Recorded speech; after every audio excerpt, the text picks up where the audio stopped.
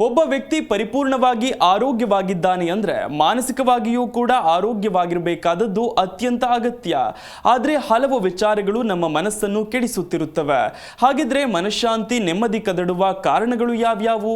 ಮಾನಸಿಕ ಆರೋಗ್ಯವನ್ನು ಹೆಚ್ಚಿಸಿಕೊಳ್ಳೋದಕ್ಕೆ ಅಳವಡಿಸಿಕೊಳ್ಳಲೇಬೇಕಾದಂಥ ಅಭ್ಯಾಸಗಳೇನು ಹೇಳ್ತೀವಿ ನೋಡಿ. ಮಾನಸಿಕ ಆರೋಗ್ಯ ಹೆಚ್ಚಿಸಲು ಏನು ಮಾಡಬೇಕು? ಈ 10 ರಹಸ್ಯ ಸೂತ್ರಗಳನ್ನ ಪಾಲಿಸಿದ್ರೆ ಸಾಕು. ಯಾವುದೇ ವ್ಯಕ್ತಿಯ ಪೂರ್ಣ ಆರೋಗ್ಯಕ್ಕೆ ಕೌಶಲ, ಸಾಮರ್ಥ್ಯ, ಸಾಧನೆಗಳಿಗೆ ಮನಸ್ಸೇ ತಾಯಿ. ಮನಸ್ಸು ನೆಮ್ಮದಿಯಿಂದ ಇದ್ದು ಅದರ ಆರೋಗ್ಯ ಚೆನ್ನಾಗಿದ್ದರೆ ಆಗ ಮಾತ್ರ ಚೆನ್ನಾಗಿ ಆಲೋಚಿಸಲು ಸಾಧ್ಯ, ವಸ್ತು ವಿಷಯವನ್ನ ಅರ್ಥ ಮಾಡಿಕೊಳ್ಳಲು ಸಾಧ್ಯ.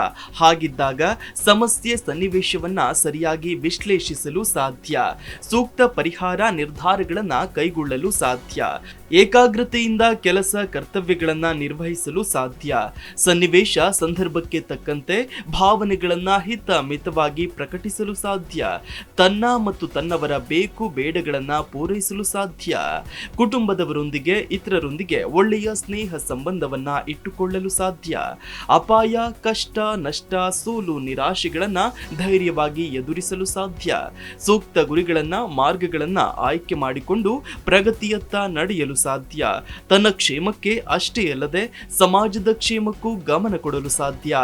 ಹೀಗಾಗಿ ಮಾನಸಿಕವಾಗಿಯೂ ಆರೋಗ್ಯವಾಗಿರಬೇಕಾದದ್ದು ಮಹತ್ವದ ಸಂಗತಿಯಾಗಿದೆ.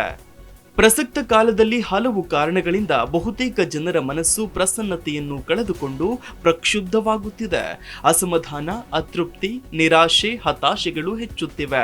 ಮನಃಶಾಂತಿ, ನೆಮ್ಮದಿ ಕಡಿಮೆಯಾಗುತ್ತಿದೆ. ಇದಕ್ಕೆ ಹಲವು ಕಾರಣಗಳಿವೆ. ಅಂತಹ ಕಾರಣಗಳ ಬಗ್ಗೆಯೇ ನೋಡ್ತಾ ಹೋಗೋದಾದ್ರೆ ಅದರಲ್ಲಿ ಪ್ರಮುಖವಾಗಿ ಮೊದಲಿಗೆ ಕಾಣಿಸೋದು ಆರ್ಥಿಕ ಸಮಸ್ಯೆಗಳು. ಹಲವು ಜನರು ತಮ್ಮ ಆದಾಯಕ್ಕಿಂತ ಹೆಚ್ಚು ಖರ್ಚು ಮಾಡ್ತಿದ್ದಾರೆ, ಸಾಲ ಮಾಡಿ ತುಪ್ಪ ತಿಂತಾರೆ, ಅಗತ್ಯವಿದ್ದಾಗ ಹಣವಿಲ್ಲದೆ ಪರದಾಡ್ತಾರೆ, ಭೋಗ ಭಾಗ್ಯಗಳಿಗಾಗಿ ಹಾತೊರೆಯುತ್ತಾರೆ, ಕೊಳ್ಳುಬಾಕರಾಗುತ್ತಿದ್ದಾರೆ. ಆಗ ಎಷ್ಟಿದ್ದರೂ ಸಾಲದು, ಇತರರ ಜೊತೆಗೆ ಹೋಲಿಕೆ ಮಾಡಿಕೊಂಡು ಹಿಂಸೆ ಪಡ್ತಾರೆ, ಚಿಂತೆ ಪಡ್ತಾರೆ, ಸಂತೋಷದಿಂದ ವಂಚಿತರಾಗ್ತಿದ್ದಾರೆ. ಇನ್ನು ಕೌಟುಂಬಿಕ ಸಮಸ್ಯೆಗಳು. ದೊಡ್ಡ ಕುಟುಂಬಗಳು ಹೋಗಿ ಸಣ್ಣ, ಅತಿ ಸಣ್ಣ ಕುಟುಂಬಗಳು ಹೆಚ್ಚುತ್ತಿವೆ. ಪ್ರೀತಿ, ವಿಶ್ವಾಸದ ಬದುಕು, ಸ್ವಾರ್ಥ, ಅಪನಂಬಿಕೆ, ಅಹಂ ಎಲ್ಲರಲ್ಲೂ ಹೆಚ್ಚುತ್ತಿದೆ. ಪರಸ್ಪರ ಸಹಕಾರ, ಪ್ರೀತಿ, ಸೌಜನ್ಯತೆ ಕಡಿಮೆಯಾಗ್ತಿದೆ. ಸಂಬಂಧಗಳು ಶಿಥಿಲವಾಗ್ತಿವೆ. ದಾಂಪತ್ಯದಲ್ಲಿ ವಿರಸ, ಅತ್ತೆ ಸೊಸೆ ಜಗಳ, ತಂದೆ ತಾಯಿ ಮಕ್ಕಳ ನಡುವೆ ಘರ್ಷಣೆ ಹೆಚ್ಚುತ್ತಿವೆ. ದಾಂಪತ್ಯ ವಿಚ್ಛೇದನಗಳು ಹೆಚ್ಚುತ್ತಿವೆ. ಕುಟುಂಬದ ಪಾತ್ರಗಳ ನಿರ್ವಹಣೆ, ಜವಾಬ್ದಾರಿಗಳಲ್ಲಿ ಒಮ್ಮತವಿಲ್ಲ. ಇನ್ನು ಉದ್ಯೋಗ ಸಮಸ್ಯೆಗಳು. ನಿರುದ್ಯೋಗ, ಕಡಿಮೆ ಆದಾಯ, ಹೆಚ್ಚು ಕೆಲಸ, ಉದ್ಯೋಗ ಸ್ಥಳದಲ್ಲಿ ನಡೆಯುವ ಪಕ್ಷಪಾತ, ಅಕ್ರಮಗಳು, ಸಹೋದ್ಯೋಗಿಗಳ ಮೇಲಧಿಕಾರಿಗಳ ಕಿರಿಕಿರಿ, ಬಡ್ತಿ ವರ್ಗಾವಣೆಯ ತೊಂದರೆಗಳು, ವೃತ್ತಿ ತೃಪ್ತಿ ಇಲ್ಲದಿರೋದು, ಈ ರೀತಿಯ ಕಾರಣಗಳು ಕೂಡ ಮನಸ್ಸನ್ನ ಕೆಡಿಸಬಲ್ಲವು. ಇನ್ನು ಕೀಳರಿಮೆ, ಒಂಟಿತನ, ಇತರರ ಜೊತೆಗೆ ಹೋಲಿಸಿಕೊಳ್ಳೋದು, ತಮ್ಮ ದೌರ್ಬಲ್ಯ, ನ್ಯೂನ್ಯತೆಗಳ ಬಗ್ಗೆ ಅತಿಯಾದ ಚಿಂತೆ, ಒಂಟಿತನದ ಭಾವನೆಗಳು, ಮಾತನಾಡಲು, ಅನುಭವ ಹಂಚಿಕೊಳ್ಳಲು ಜನರಿಲ್ಲದಿರೋದು ಮನಸ್ಸಿಗೆ ಬಹಳ ಹಿಂಸೆಯನ್ನುಂಟು ಮಾಡುತ್ತೆ. ಇನ್ನು ದುಶ್ಚಟ, ದುರಭ್ಯಾಸಗಳು. ಆರೋಗ್ಯಕ್ಕೆ ಮಾರಕ ಅಂತ ಗೊತ್ತಿದ್ರೂ ಕೂಡ ಧೂಮಪಾನ, ಮದ್ಯಪಾನ, ಮಾದಕ ವಸ್ತುಗಳ ಸೇವನೆ, ವಿವಾಹೇತರ ಲೈಂಗಿಕ ಸಂಬಂಧಗಳು, ಬೆಟ್ಟಿಂಗ್, ಜೂಜಾಟದಂತಹ ದುಶ್ಚಟ ಒಬ್ಬರಲ್ಲಿದ್ದರೆ ಸಾಕು, ಅದರ ದುಷ್ಪರಿಣಾಮ ಮನೆಯವರ ಮೇಲೂ ಆಗುವುದು. ಇಡೀ ಕುಟುಂಬ ಸಂಕಷ್ಟಕ್ಕೆ ಒಳಗಾಗುತ್ತೆ, ಹಣದ ಅಪವ್ಯಯವಾಗುತ್ತದೆ. ಮಾನಸಿಕವಾಗಿ ಆರೋಗ್ಯವಾಗಿರುವುದು ನಮ್ಮ ಕೈಯಲ್ಲಿದೆ. ಕೆಲವು ಹವ್ಯಾಸ, ಅಭ್ಯಾಸಗಳು, ಜೀವನ ಶೈಲಿಯ ಬದಲಾವಣೆಯಿಂದ ನಮ್ಮ ಮೆಂಟಲ್ ಹೆಲ್ತ್ ಸುಸ್ಥಿತಿಯಲ್ಲಿ ಇಡಬಹುದು. ಮಾನಸಿಕ ಆರೋಗ್ಯ ವರ್ಧನೆಗೆ 10 ಸೂತ್ರಗಳಿವೆ. ಯಾವುದಾ ಸೂತ್ರ ಅಂತ ನೋಡೋದಾದ್ರೆ, ಮೊದಲಿಗೆ ಬೆಳಗಿನ ಉಪಹಾರ, ಮಧ್ಯಾಹ್ನ ರಾತ್ರಿಯ ಊಟದ ಸಮಯವನ್ನ ನಿಗದಿ ಮಾಡಿಕೊಳ್ಳಿ. ಹಣ್ಣು, ತರಕಾರಿ, ಬೇಳೆಕಾಳುಗಳು, ರಾಗಿ, ಗೋಧಿ ಪದಾರ್ಥಗಳನ್ನ ಹೆಚ್ಚು ಸೇವಿಸಿ. ಮಾಂಸಾಹಾರಿಗಳು ಮೀನು, ಮೊಟ್ಟೆ, ಕೋಳಿ ಮಾಂಸ ಸೇವಿಸಬಹುದು, ಆದರೆ ಕೆಂಪು ಮಾಂಸ ಬೇಡ. ಇನ್ನು ಜಂಕ್ ಫುಡ್ಸ್ ಬೇಡ. ಹಾಗೆಯೇ ಹೊರಗಡೆ ಆಹಾರ ಸೇವನೆಯನ್ನ ತಗ್ಗಿಸಿ. ಮನೆ ಊಟಕ್ಕೆ ಬಲವಿರಲಿ. ಬಾಯಿ ರುಚಿಗಿಂತ ಪೌಷ್ಟಿಕಾಂಶಗಳಿಗೆ ಗಮನ ಕೊಡಿ. ಹಿತ ಮಿತ ಶಿಸ್ತಿನ ಆಹಾರ ಸೇವನೆ ಮಾಡಿ. ಇನ್ನು ನಿದ್ರೆ. ಬೇಗ ಮಲಗಿ ಬೇಗ ಏಳಿ. 6-7 ಗಂಟೆಗಳ ಭಂಗವಿಲ್ಲದ ನಿದ್ರೆ ಮಾಡಿ. ಮಲಗುವ ಸ್ಥಳ ಸ್ವಚ್ಛವಾಗಿರಲಿ, ಒಳ್ಳೆಯ ಗಾಳಿ ಸಂಚಾರವಿರಲಿ. ಇನ್ನು ಷರತ್ತಿಲ್ಲದ ಪ್ರೀತಿ, ಸ್ನೇಹ, ವಿಶ್ವಾಸ. ಮನೆಯವರೊಡನೆ, ನೆರೆಹೊರೆ, ಬಂಧು ಮಿತ್ರರು, ಸಹಪಾಠಿ, ಸಹೋದ್ಯೋಗಿಗಳೊಡನೆ ಪ್ರೀತಿ, ಸ್ನೇಹ, ವಿಶ್ವಾಸದಿಂದಿರಿ. ಜೊತೆಯಾಗಿ ಮಾಡಿ ಸಂತೋಷಿಸುವ ಚಟುವಟಿಕೆಗಳನ್ನು ಹಮ್ಮಿಕೊಳ್ಳಿ. ಹಬ್ಬ ಹರಿದಿನಗಳನ್ನ ಒಟ್ಟಾಗಿ ಆಚರಿಸಿ. ಇತರರ ಒಳ್ಳೆಯ ನಡೆನುಡಿಗಳನ್ನು ಮೆಚ್ಚಿ ಶ್ಲಾಘಿಸಿ. ಅನಗತ್ಯವಾಗಿ ಬಹಿರಂಗವಾಗಿ ಟೀಕಿಸಬೇಡಿ. ನಿಮ್ಮ ಅನುಭವ, ಅನಿಸಿಕೆ, ಭಾವನೆಗಳನ್ನ ಆತ್ಮೀಯರಲ್ಲಿ ಹಂಚಿಕೊಳ್ಳಿ. ಷರತ್ತಿಲ್ಲದ ಪ್ರೀತಿ, ಸ್ನೇಹ, ವಿಶ್ವಾಸ ಗಳಿಸಿ ನೀಡಿ. ಆಸೆ ಆಕಾಂಕ್ಷೆಗಳಿಗೆ ಕಡಿವಾಣ ಹಾಕಿ. ನಿಮ್ಮ ಇತಿಮಿತಿಯಲ್ಲಿ ಆಸೆಗಳಿರಲಿ, ಲಭ್ಯವಿರುವುದರಲ್ಲಿ ತೃಪ್ತಿ ಇರಲಿ. ಸರಳ ಜೀವನದಿಂದ ನೆಮ್ಮದಿ. ಅತಿಯಾದ ಭೋಗ ಭಾಗ್ಯ, ಆಡಂಬರ ಪ್ರತಿಷ್ಠೆಗಳು ಸುಖಕ್ಕಿಂತ ದುಃಖವನ್ನು ತರುತ್ತವೆ. ಅನಗತ್ಯ ಆಸೆ ಆಕಾಂಕ್ಷೆಗಳಿಗೆ ಕಡಿವಾಣ ಹಾಕಿ. ಉದ್ಯೋಗದಲ್ಲಿ ತೃಪ್ತಿ ಇರಲಿ. ಆಯ್ದುಕೊಂಡ ಉದ್ಯೋಗವನ್ನು ಪ್ರೀತಿಯಿಂದ ಮಾಡಿ. ಉದ್ಯೋಗ ಸ್ಥಳದಲ್ಲಿ ಎಲ್ಲರೊಡನೆ ಹೊಂದಿಕೊಳ್ಳಿ. ಕಿರಿಕಿರಿ ಮಾಡುವವರಿಂದ ದೂರವಿರಿ. ಯಾವುದೇ ಉದ್ಯೋಗ ನಾವು ಸಮಾಜಕ್ಕೆ ಮಾಡುವ ಸೇವೆ ಎಂದು ಭಾವಿಸಿ.